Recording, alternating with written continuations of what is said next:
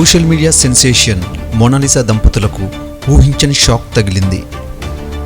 Mona Lisa భర్త Furman ఖాన్పై Madhya Pradesh పోలీసులు POCSO చట్టం కింద కేసు నమోదు చేశారు. మైనర్ని పెళ్లి చేసుకున్నాడన్న కారణంతో అతనిపై ఫోక్సో చట్టం కింద కేసు నమోదైంది.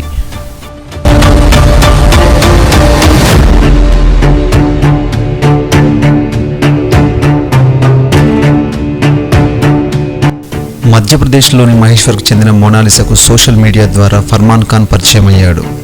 ఈ పరిచయం కాస్త ప్రేమగా మారి పెళ్లి చేసుకుందాం అనుకున్నారు. ఈ పెళ్లికి మోనాలిసా తండ్రి విజయ్ ఒప్పుకోలేదు. దీంతో ఇద్దరు కేరళ వచ్చి మార్చి 11న తిరువనంతపురంలోని ఆర్మూర్ ఆలయంలో హిందూ సాంప్రదాయ ప్రకారం వివాహం చేసుకున్నారు.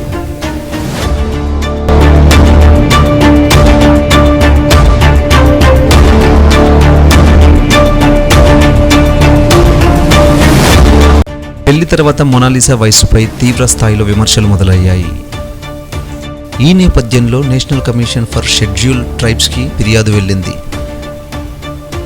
మోనాలిసా వయసుపై దర్యాప్తు చేయగా ఆమె మైనర్ అని తేలింది. దీంతో వరుడు ఫర్మాన్ ఖాన్పై ఫోక్సో కేసు నమోదు చేశారు.